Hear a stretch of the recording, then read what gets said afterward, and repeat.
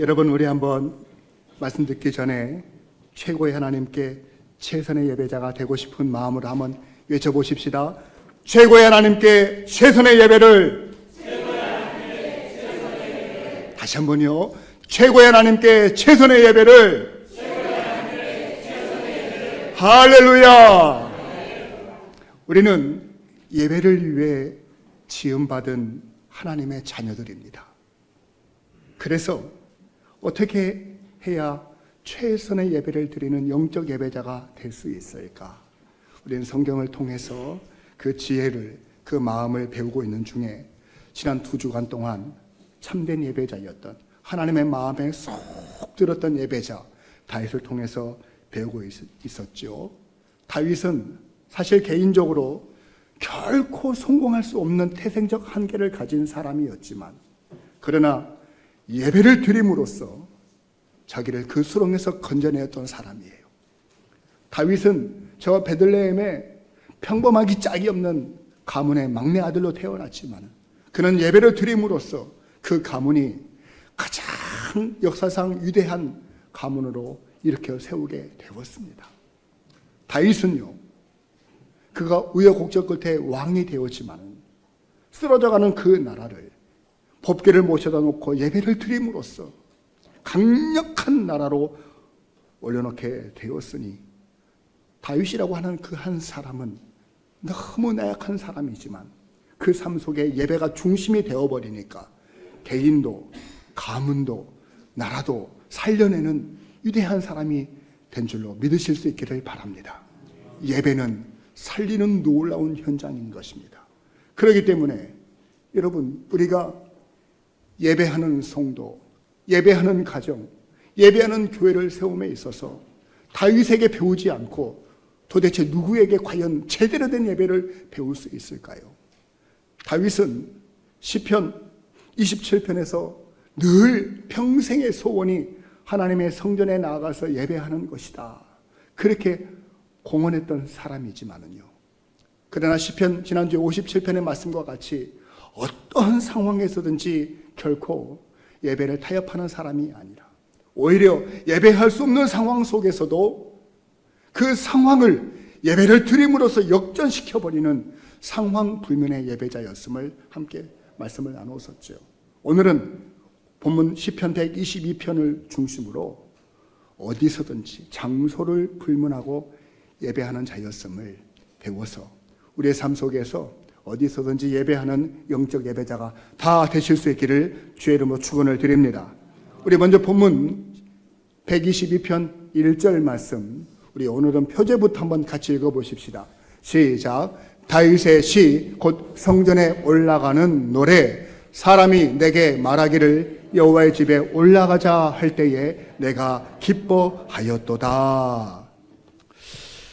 시편 150편 중에 특별히 120편부터 134편까지는 표제가 붙어있기를 성전에 올라가는 노래, 즉 예배를 위해서 만들어진 시다. 그 15편 중에는요, 누가 기록했는지 그 시인의 이름이 기록되지 않는 시가 대부분이고, 그 15편 중에 한 편은 바로 다윗의 아들 솔로몬이 기록을 했고요, 그 15편 중에 4편을 다윗의 시다 그렇게 되어 있는데 그 중에 한 편인 것이죠. 이 다윗이 이 시를 시작할 때 뭐라고 시작하고 있습니까? 사람이 나에게 말하기를 여호와의 집에 올라가자 할 때 내가 참 기뻐했다, 이렇게 말하고 있습니다. 이 말씀을 여러분 보시면 다윗이 지금 성전 안에 있다는 얘기입니까? 아니면 성전 밖에 있다는 얘기겠습니까? 성전 안에 있으면 이런 말을 할 이유가 없지요. 그가 지금 머물고 있는 곳이, 발을 내딛고 있는 곳이, 서 있는 그곳이 성전 밖이기 때문에 주변에서 다윗에게 다윗, 우리가 성전에 올라갑시다 라고 했을 때 내 평생이 성전에 가서 예배하는 것인데, 그럼요, 그럽시다, 너무 즐겁고 너무 행복하고 너무 기뻤다는 얘기를 하고 있는 것이에요. 여러분, 다윗은 지난번에 말씀드린 바와 같이 최소 10년, 길게는 14년을 광야에서 그렇게 마치 짐승처럼 헤매이며 방황하는 삶을 살 수밖에 없는 인생이었습니다. 사람은 거주의 안정, 보호함을 받고자 하는 그런 욕구와 본능이 있기 때문에 누군들 광야에서 살면은요, 안락한 집과 그리고 안전이 보장된 궁궐을 꿈꾸겠죠. 다윗은 궁궐에서 있던 사람이었으니까요. 그런데 다윗은 광야에서 지내는 동안 입이 이만큼 나와가지고, 하나님, 내가 왜 이 광야에서 살아야 됩니까? 내가 왜 이렇게 고생해야 합니까? 나 여기서는 도무지 예배할 수가 없어요. 아니, 예배라고 하는 것도 다 장소가 있는 것이지, 아무도 없는 이 광야에서, 아무것도 갖춰져 있지 않는 이 광야에서 내가 어떻게 예배합니까? 예배라고 하는 것은 반주도 있고 목사도 있고 장로님도 있고 다 갖춰진 예배당에서 하는 것이지, 어떻게 아무것도 없는 이런 광야에서 내가 예배할 수 있습니까? 내 소원이 성전에 가서 예배하는 것이니까요. 내가 성전에 가면 그때 예배할게요. 그렇게 다윗은 환경과 조건이 다 갖춰져 있는 때를 기다리면서 예배를 미룬 사람이 아니고요. 내가 있는 그곳이 어디든지, 광야의 바위 틈이든지, 광야의 사람을 피하여 동굴 속에 있든지 그곳에서 믿음의 자리를 펼치고 하나님 앞에 예배했던 장소 불문의 예배자가 된 줄로 믿으실 수 있기를 바랍니다. 하나님, 내가 성전에서 예배하는 그날을 사모하며 지금 내가 있는 이곳에서 다음으로 미루지 않고 이 시간에 예배를 시작하겠습니다. 저는 그 마음이 여러분들에게도 다 있게 되기를 주의 이름으로 권면을 드리겠습니다. 여러분, 우리가요, 예배당을 떠나고 주일 성전을 떠나서 한 번도 예배하지 않다가, 일주일 동안 예배할 생각 꿈에도 꾸지 않다가 어쩌다 한 번씩 주일에 한 번 나와서 예배하는 이곳에서 여러분들 예배가 잘 됩니까? 정말 잘 되십니까? 예배가 성공적입니까? 일주일 내내 예배와 상관없이 살다가 한 번 오면 예배가 하나님이 받으실 만한 예배로 바로 준비가 되십니까? 그저 마음 잡지 못하고 한 시간 내내 딴 생각에, 다른 근심에, 염려에, 집에 혹시 내가 현관문을 잠그고 왔나 안 왔나 그거 걱정에, 자식들 생각에, 밀려있는 카드빚 때문에 온통 생각은 다 저 밖에 있고요. 몸만 와서 예배당에 앉아있는 우리들의 모습을 발견하지 않습니까? 오셔서 주무시는 것도 좋아요. 오셔서 여러분들 가만히 앉아 계시는 것도 좋아요. 근데 과연 다윗처럼요, 오늘 본문 2절과 3절 말씀을 보시면은요, 예루살렘아, 우리의 발이 내 성문 안에 섰도다. 예루살렘아, 너는 잘 짜여진 성읍과 같이 건설되었도다. 몸은 비록 광야에 있지만은요, 이미 마음은 성전의 문을 활짝 열고 내가 들어왔다. 그리고 성전문을 향해서 나아가면서 성전을 바라보면서 나는 이미 지금 성전 안에 머물고 있는 거예요. 여러분, 과연 그렇게 예배하고 있는가? 우리도 이 다윗의 마음을 갖기를 주의 이름으로 축원을 드리겠습니다. 제가 왜 이렇게 말씀을 드리는가 하면, 여러분, 사실 주일이면 와서 예배 드리는 이 장소, 교회라고 하는 이 예배당에서 드리는 이 예배가 여러분의 궁극적인 예배가 아니기 때문이에요. 그게 무슨 말씀이냐고요? 여러분, 이 땅에서 드려지는 이 예배, 이 장소에서 드리는 예배가 끝이 아니라고요. 이게 무슨 말씀이냐면요, 여기서 드리는 이 예배가 궁극적인 예배를 위한 준비라는 것을 말씀을 드리고 싶은 거예요. 이 땅에서 예배하고 죽으면 예배가 사라지는 게 아닙니다. 우리의 궁극적인 예배는요, 저 천국에서 드리는 천국의 예배, 천상의 예배가 여러분들이 궁극적으로 드릴 거룩한 예배가 되는 줄로 믿으시면 아멘 하실 수 있기를 바랍니다. 우리가 믿음의 눈을 열지 않으면 그것을 모르기 때문에 성경은 우리에게 그 천상의 예배를 요한계시록에서 밝히 보여주고 계십니다. 요한계시록 4장 2절에 보면은요, 저 천국의 높은 곳에 보좌가 있고 그곳에 하나님과 그의 아들이신 어린 양이신 예수님께서 계셔요. 그곳에서 예배를 받으시는데요, 그 가까운 곳에 4장 4절 말씀에 보면은요, 네 생명체들과 그리고 24장로들이 빙 둘러서 하나님 앞에 그들의 관을 벗어서 그 보좌 앞에 내려놓고 예배하며 찬양을 올려드립니다. 주 하나님이여, 영광과 존귀와 권능을 받으심이 합당하니이다. 만물이 하나님에게 지으심을 받았고 만물이 주님 앞에 뜻대로 있나이다 하면서 24장로들이 쫙 찬양을 합니다. 24장로는 12지파의 장로와 신약시대의 12제자들을 상징하는 온 시대의 영적 거인들을 두고 하는 얘기죠. 그러니까요, 그 주변에 또 네 생명체가 하나님 앞에 창화하며 노래하는데 그것이 8절에 나오죠. 거룩하다, 거룩하다, 거룩하다. 주 하나님 곧 전능하신 이시여, 전에도 계셨고 어제도 계셨고 이제도 계시고 장차 오실 분이십니다 하면서 네 생물이 하나님 앞에 창화하며 노래를 부르는데요, 요한계시록 7장 9절 이하의 말씀을 보면요, 네 생명들 주변으로 정말로 수많은 나라와 백성들이 함께 모이는데, 먼저 선택받은 이스라엘의 12지파 가운데 14만 4천 명이 하나님 앞에 찬양하며 나오고요, 그리고 말씀의 내용과 같이 각 나라와 족속과 열방과 백성 가운데서 셀 수 없는 무리들이 다 함께 모여서 찬양을 하는데, 보좌에 계신 이와 하나님 앞에 어린 양 앞에 큰 소리로 외쳐 부른다고, 구원하심이 보좌에 앉으신 우리 하나님과 어린 양에게 있도다 하면서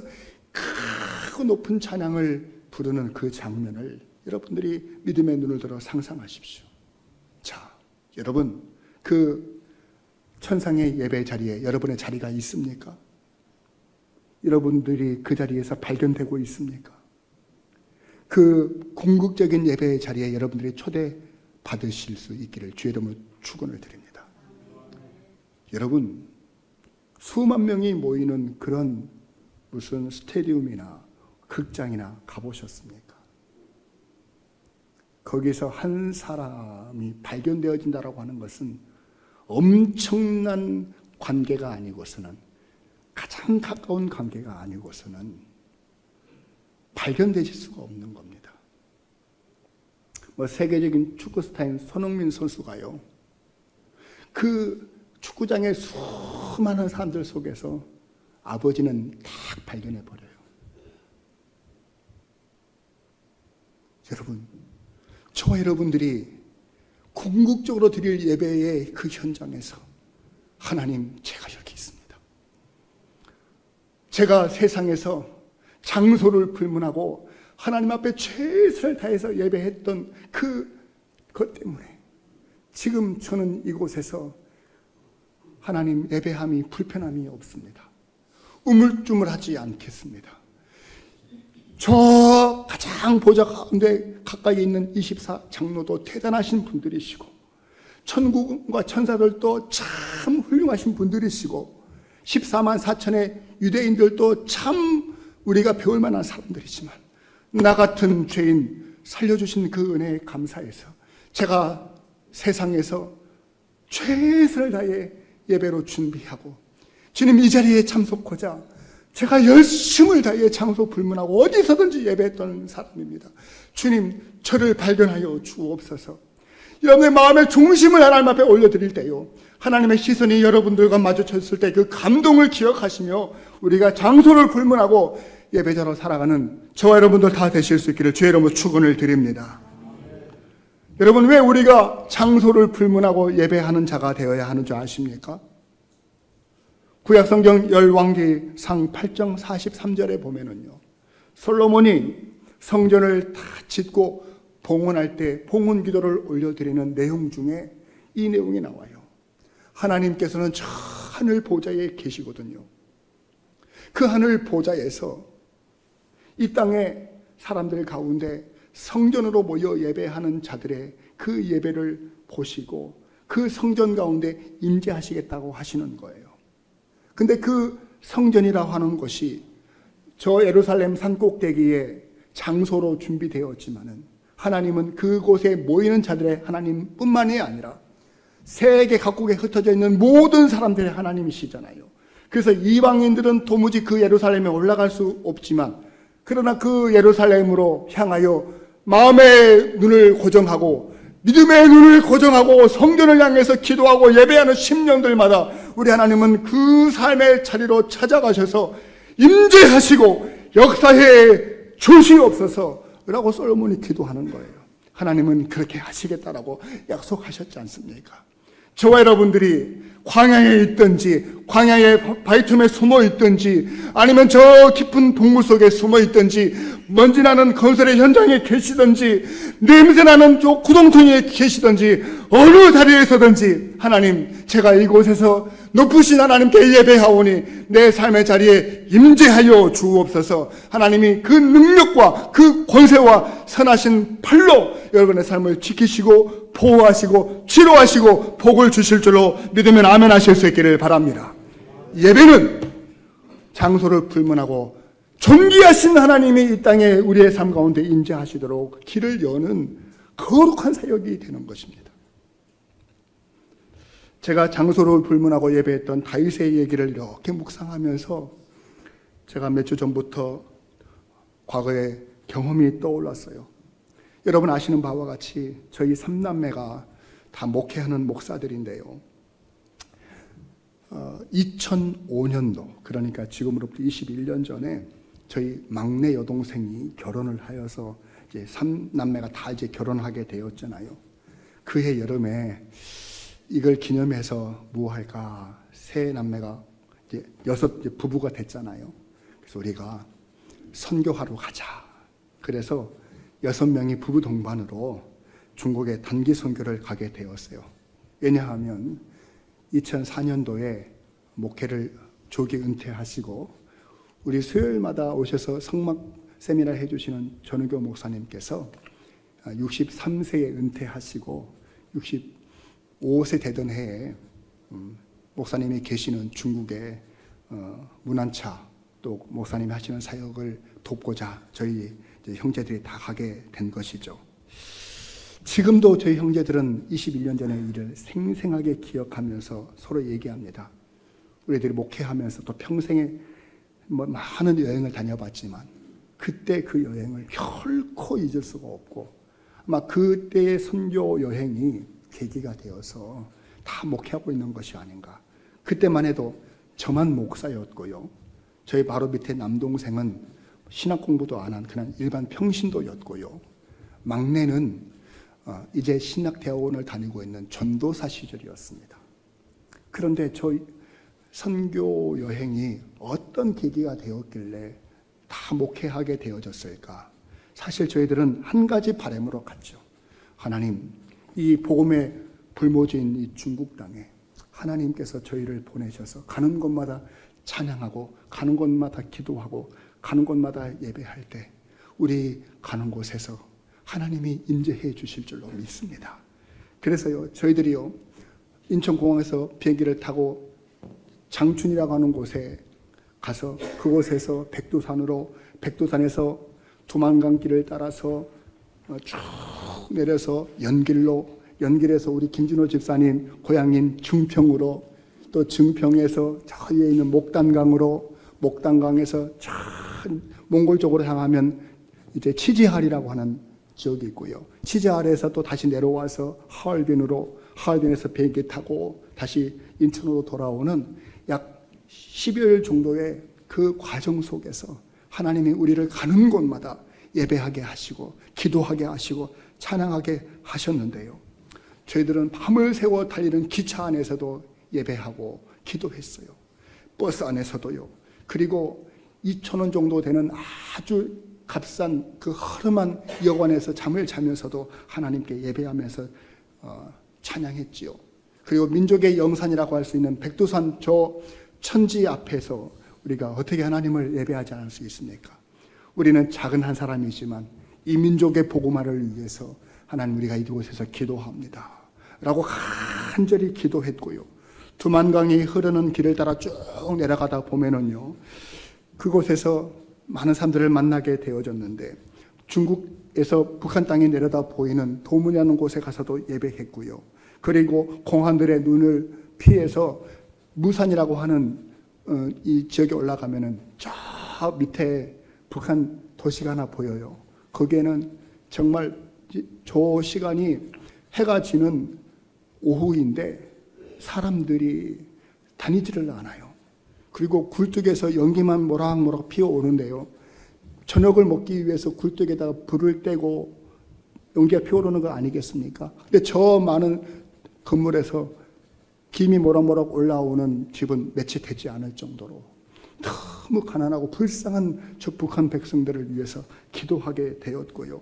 그리고 저희들이 연길 어느 조그마한 예배당에 갔을 때 막 청년들이 모여드는데요, 어떤 청년은요, 이틀을 차를 타고 올 정도로 말씀을 듣고 찬양하고 싶어서 갈급한 심령들이 모여서 함께 예배하는 그곳에서 말씀을 뜨겁게 증거하고 뜨겁게 예배했던 그 감동, 저희들은 목적은 단 한 가지뿐이었습니다. 하나님, 저희가 예배하는 그 자리에 하나님이 임재해 주심을 믿습니다. 우리는 잠시 머물다가 돌아가겠지만 이곳에서 하나님의 성호를 찬양하고 예수 그리스도의 이름으로 기도하고 성령님의 충만을 받은 남아있는 자들을 통해서 그릇 토기를 삼으시고 이 땅에 복음을 허락하여 주시고 그 은혜를 허락하여 주옵소서. 그때만 해도요, 수많은 사람들이 압록강을 건너고 도만강을 건너고 탈북해서 이 동북 삼성을 막 밀려오던 시대였습니다. 그렇죠, 김준호 집사님? 그렇다고 하나요? 그래가지고요, 여러분, 탈북민들이 얼마나 많은지요. 그 영혼들 붙들고 저녁마다 밤에 모여서 말씀을 배우고 그리고 찬양하면서 예배하는데, 하나님께서 지금도 그 감동을 잊지 못하고 그 뜨거운 가슴 때문에 목회가 힘들고 어려운 일이 많지만은요, 견디고 버티게 하시고요, 우리는 부족하지만은요, 하나님이 함께 하시면 우리 가정을 변화시키시고 우리 가문을 변화시키시고 우리의 삶의 터전을 변화시켜 주실 것을 믿는 믿음 가지고 오늘도 목회 현장에서 작지만 부족하지만 충성을 다하고 있는 것이 아닌가. 여러분, 그렇습니다. 예배는 하나님의 임재를 우리가 살아가는 삶의 현장 그 장소에 임하게 하는 가장 강력한 행위가 되는 줄로 믿으시면 아멘 하실 수 있기를 바랍니다. 저도 여러분들에게 권면하고 싶습니다. 도전하고 싶습니다. 여러분의 삶의 자리에서 예배를 시작하십시오. 거기가 어디이든지, 그곳이 직장이든지 가정이든지 넓은 집이든지 좁아 터진 집이든지 아니면 지하 단칸 셋방이든지 그곳에서 하나님 앞에 예배하기를 시작하실 수 있기를 주의 이름으로 권면을 드리겠습니다. 하나님, 저 다음에 넓은 집을 주시면 저 그때 예배할게요. 목사님도 모시고 장로님도 모시고 우리 목장 식구들, 우리 권사님들 한 10명씩 20명씩 함께 모여도 다 앉을 수 있는 넓은 거실이 있는 좋은 집을 허락해 주시면 저 그때 예배할게요 라고 그 시기와 장소를 미루지 마시고요, 지금 삶의 현장에서 예배하면 하나님이 여러분의 삶의 자리에 찾아오셔서 여러분의 마음의 소원을 들으시고, 오냐, 내가 네 예배를 받았으니까 네 마음의 소원대로 내가 장소를 넓게 하리라, 너의 장소를 복되게 하리라, 네가 수많은 사람들을 모시고 예배할 수 있는 예배 공간이 될 만한 그런 집으로 복을 주시리라 약속해 주시고 은혜 주실 줄로 믿으면 아멘 하실 수 있기를 주의 이름으로 축원을 드립니다. 여러분, 우리가 그렇게 해야 하는 것입니다.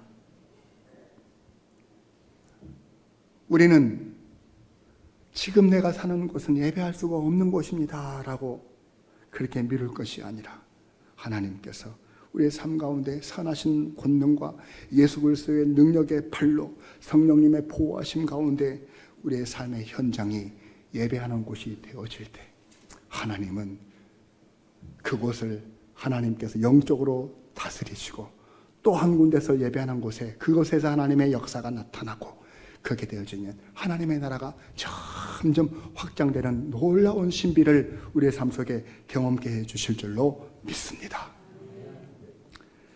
여러분, 우리가요 장소를 불문하고 예배하기 시작할 때 하나님의 역사가 그 장소에서 어떻게 일어나는지, 우리가 어떻게 우리 예배를 통해서 삶의 현장을 바꿔낼 수 있는지 제가 그 얘기를 잠시 좀 해드리려고 그래요. 한번 들어보세요. 여러분들이 직장을 출근하는 직장인이라면 아침 저녁으로 출퇴근하시게 될 텐데요. 여러분 출근하실 때 예를 들어 지하철을 타고 가신다고 합시다. 지하철 신도림역에서 2호선을 타시든지 5호선을 타시든지 1호선을 타시든지 타셨을 때 내가 항상 타는 그 자리에 타시잖아요. 보통들 그러십니다. 그러면 그 자리가 5호칸인지 4호칸인지 저는 알지 못하지만 여러분들 출근하실 때 빈자리가 있습니까? 없습니까? 출근할 때는 빈자리가 없습니다. 빈자리가 있으시면 여러분들 밤에 조금 모자란 잠을 쉬시면서 가셔도 되지만은요, 어차피 서서 가야 된다 그러면은요, 요즘 많은 분들은 그냥 귀에다 이어폰 꽂고 핸드폰 보면서 가는데, 장소를 불문하는 예배자는요, 그 자리가 하나님께 예배하는 자리인 줄 알아서 나만이 아는 찬양 있잖아요.